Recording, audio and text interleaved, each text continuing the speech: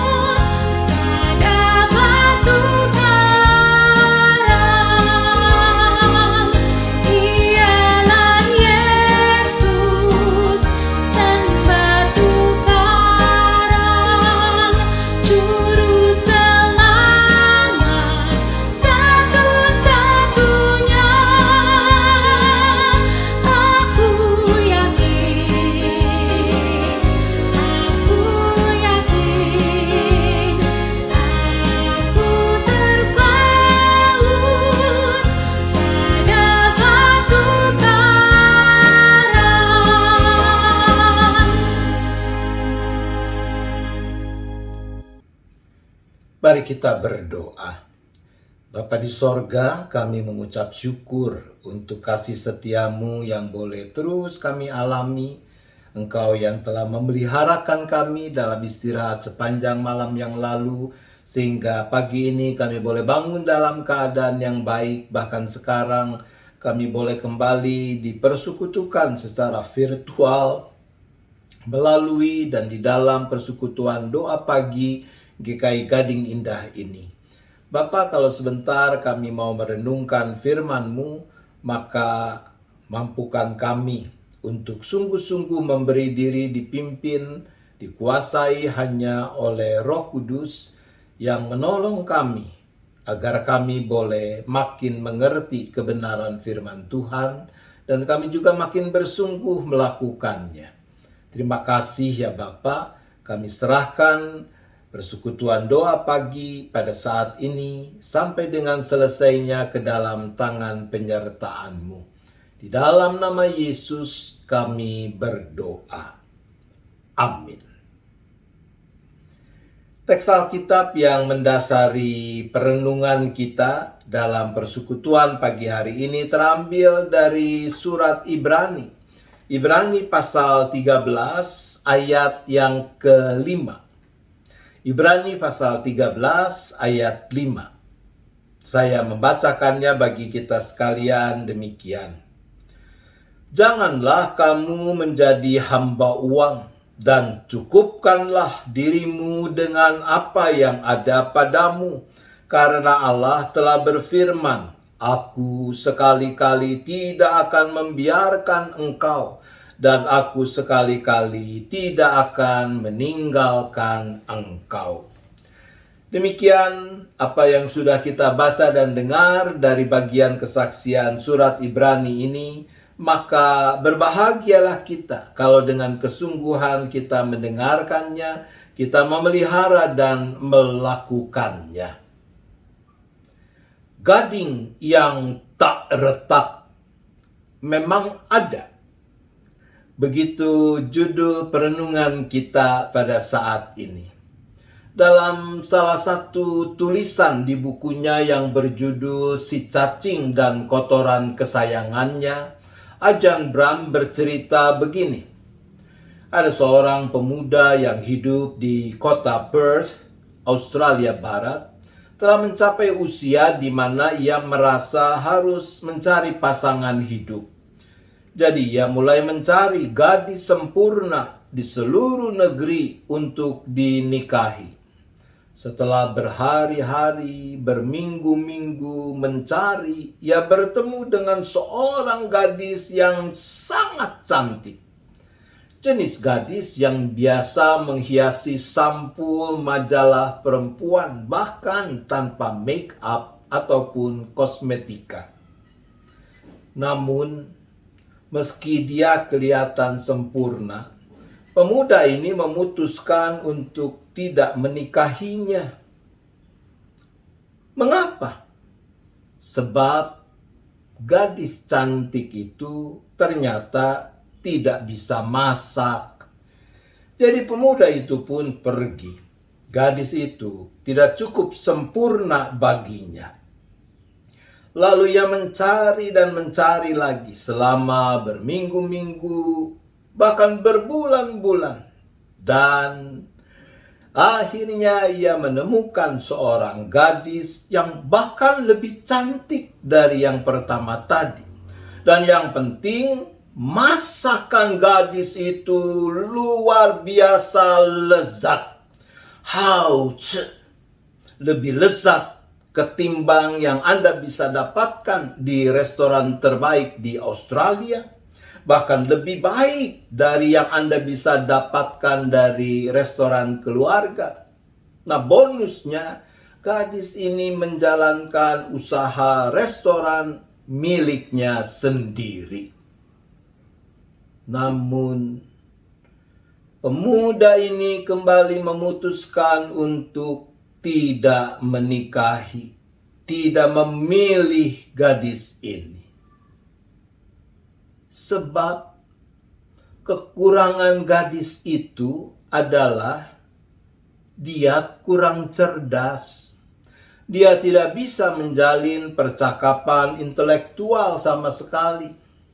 Dia belum menamatkan pendidikan tinggi. Segala yang ia tahu cuma urusan masak.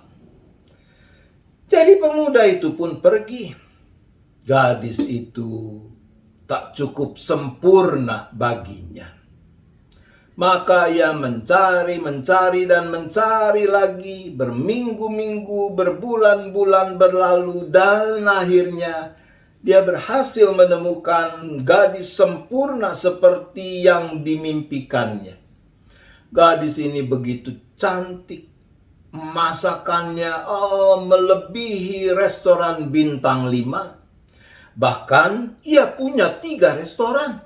Restoran Thai, restoran Jepang, dan restoran Itali. Dan gadis ini begitu cerdas. Dia punya 2 gelar doktor, PhD. Pengetahuannya begitu luas, bisa menjalin percakapan begitu hebat. Orangnya sangat baik, begitu welas asih. She is the perfect woman. Dia perempuan yang sempurna. Tapi pemuda kita tidak bisa menikahinya sebab gadis itu mencari pria yang sempurna. Ibu bapak saudara yang dikasihi Tuhan, banyak orang merasa tidak puas dengan apa yang sudah ada, yang sudah dimilikinya.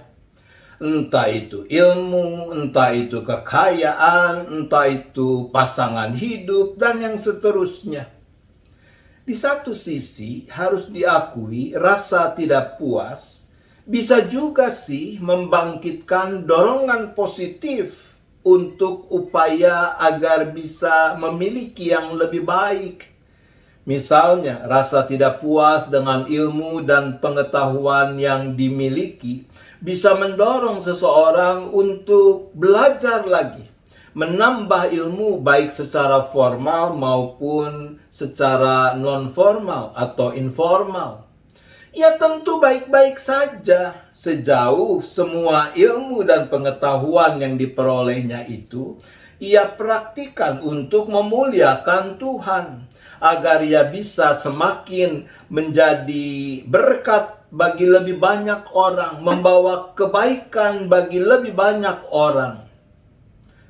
Menurut saya begitu juga sebetulnya dengan kekayaan. It's okay untuk mencari lebih banyak harta sejauh itu dilakukan dengan cara yang benar di mata Tuhan, dan sekali lagi dimanfaatkan untuk memuliakan Tuhan serta melayani sesama. Tentu urusannya berbeda ketika ilmu, harta yang dikejar terus karena tidak puas dengan apa yang sudah ada. Jadi pengejaran itu melulu hanya demi kepuasan diri yang egois. Nah, kalau seperti itu, berarti rasa tidak puas bukan lagi menjadi pendorong yang positif, tapi telah menjadi jebakan yang destruktif, yang merusak. Apalagi kalau tidak puas dengan pasangan hidup. Ketika kita memutuskan untuk menikah dengan seseorang, dalam perspektif iman Kristen, mestinya kita sudah harus meyakini bahwa kita tidak salah pilih. Tidak salah pilih bukan dalam arti bahwa kita telah memilih pasangan hidup yang sempurna. Mana ada gading yang tak retak. Tidak ada manusia yang sempurna. Tidak salah pilih dalam arti kita telah mengenal betul keberadaan pasangan kita dengan segala kelebihan dan kekurangannya. Seperti juga pasangan kita mengenal keberadaan kita. Dan kita mau saling menerima secara utuh. Itu sebabnya dalam janji pernikahan selalu dikatakan, dalam suka maupun duka, susah ataupun senang, kecukupan ataupun kekurangan, sehat maupun sakit, dan yang seterusnya. Bagian dari surat Ibrani 13 ayat 5 mengingatkan, cukupkanlah dirimu dengan apa yang ada padamu. Contentment, rasa cukup, adalah hal yang sangat penting dalam kehidupan ini. Apalagi dalam kehidupan kita selaku umat Tuhan.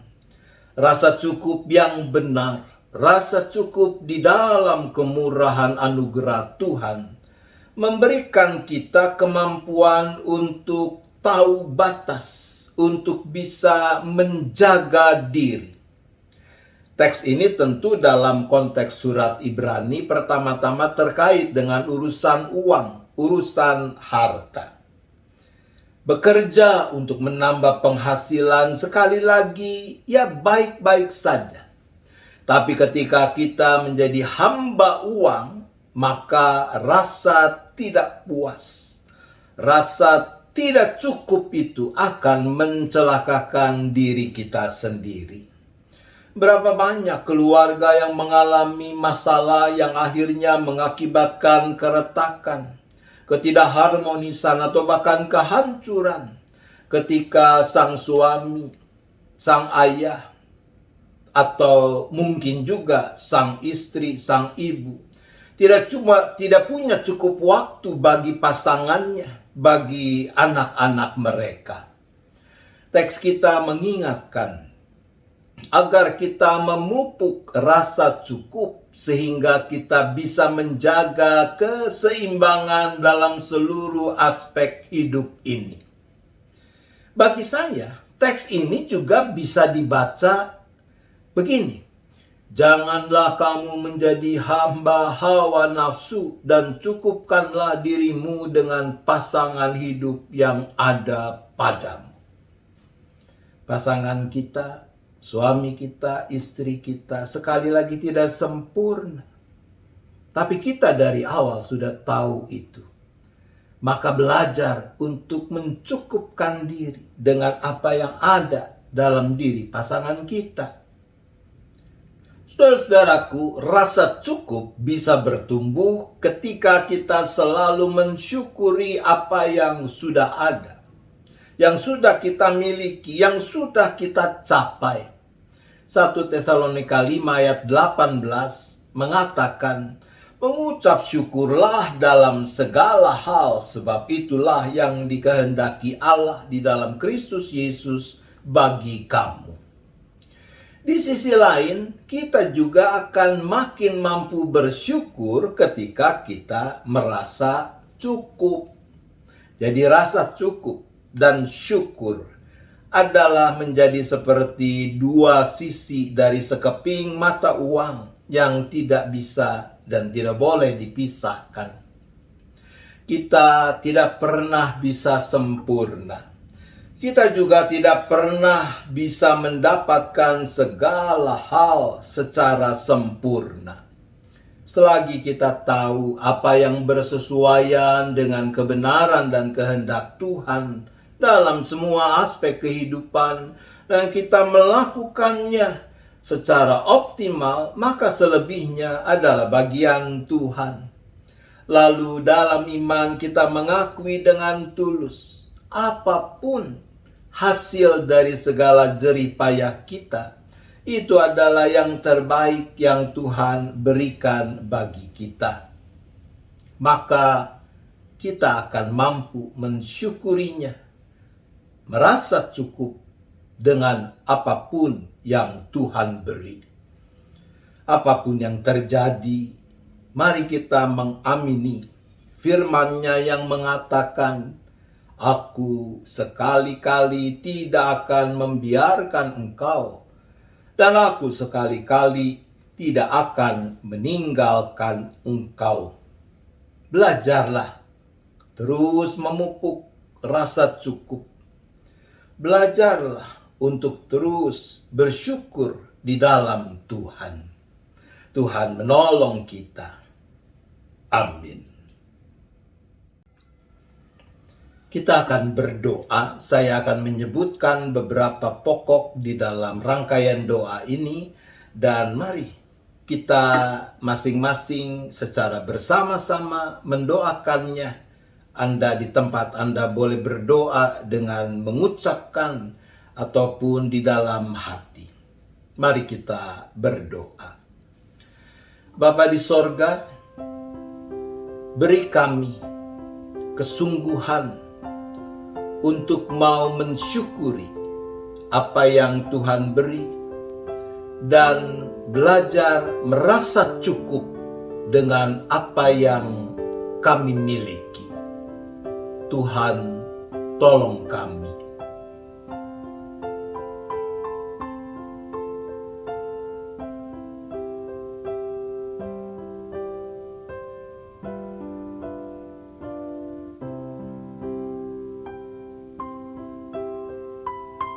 Beri kami kesadaran bahwa kami sesungguhnya tidak bisa mendapatkan semua secara sempurna, tetapi bahwa Tuhan yang terus berkarya.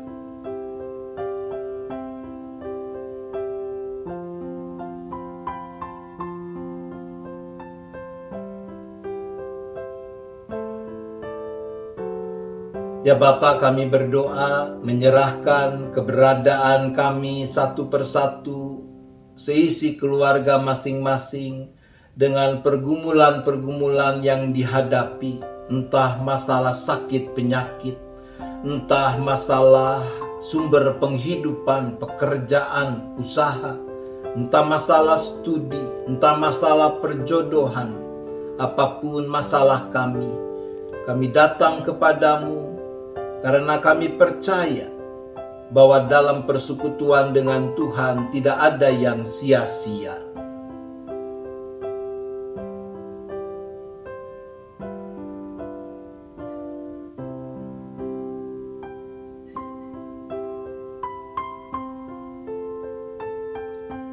Bapa, kami berdoa bagi gereja di mana-mana tempat, di mana kami juga menjadi bagiannya. Kami berdoa bagi kehadiran dan karya gereja dalam mengemban misi yang Tuhan percayakan.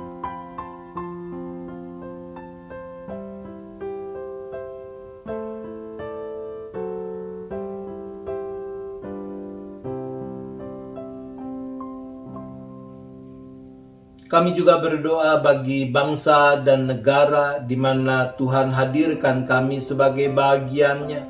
Engkau yang tahu rupa-rupa pergumulan yang dihadapi oleh bangsa dan negara kami. Maka kami memohon belas kasihan dan pertolongan-Mu.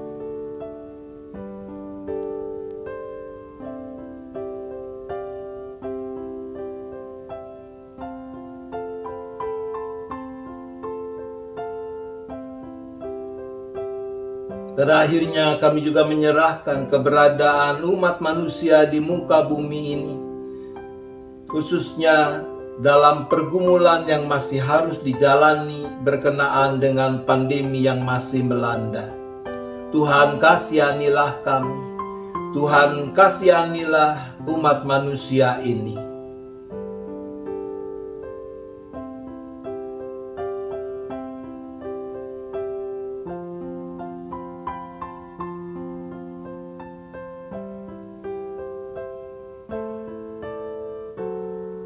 Kami berdoa hanya di dalam nama Tuhan Yesus Kristus. Amin. Jemaat yang dikasihi Tuhan, mari kita bersama-sama menyanyikan lagu penutup Syukur Padamu Ya Allah. NKB nomor 133 kita nyanyikan bersama dengan vokal grup Pasutri House of Harmony GKI Gading Indah.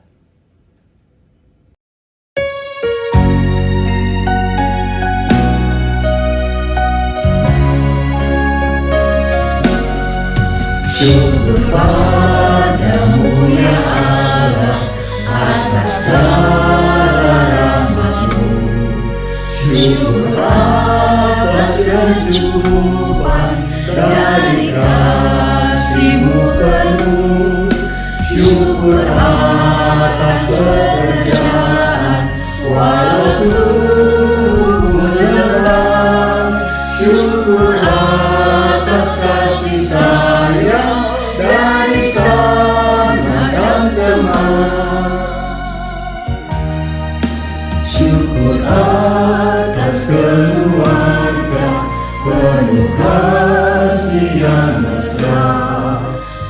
Syukur atas perhimpunan yang memberi sejahtera.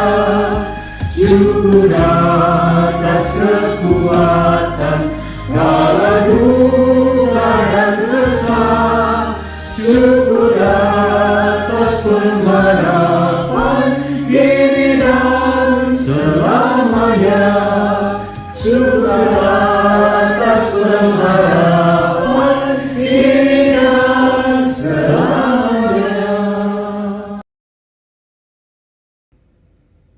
Demikian Ibu Bapak Saudara-saudara dimanapun Anda berada, perjumpaan kita, persekutuan kita di dalam persekutuan doa pagi pada saat ini. Selamat melanjutkan kehidupan, perjalanan khususnya sepanjang hari ini. Muliakan Tuhan dengan apapun yang Anda perbuat. Arahkan hatimu kepada Tuhan dan terimalah berkat-Nya. Kasih Allah Bapa, kasih karunia Tuhan Yesus Kristus dan persekutuan Roh Kudus besertalah dengan saudara sekalian sampai selama-lamanya. Amin.